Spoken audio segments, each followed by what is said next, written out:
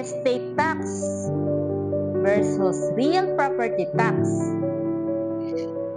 Magkaiba yan, besh. Di po yan pareho.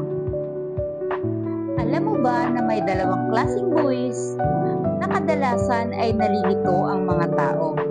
Ang real property tax at estate tax. Akala nila parehas lang yan. Magkaiba po yan. But before that, please like and share kung magustuhan niyo po ang topic natin today regarding real property tax and estate tax. Disclaimer lang din po, ang video na ito ay base lang po sa aking naging karanasan at kaalaman.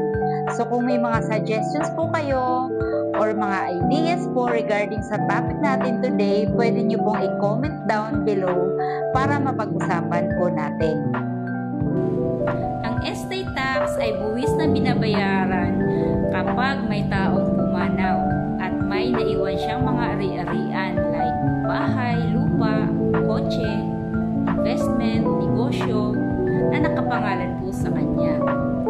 One-time payment lang po ang pagbabayad ng estate tax. So, base po yan sa net estate niya, 6% po sa naiwan niyang yaman. Less pa po ito ng deductions. So, ang standard pa rin po ng deductible sa under train law is 5 million. Binabayaran po ang estate tax kung saan siya namatay o huling tumira na local RDO o Revenue District Office. Kung namatay naman po ang isang Filipino abroad, binabayaran po ang estate tax sa RDO 39 sa Quezon City. Doon po nyo isettle ang estate tax ng pumanaw na sa ibang bansa po.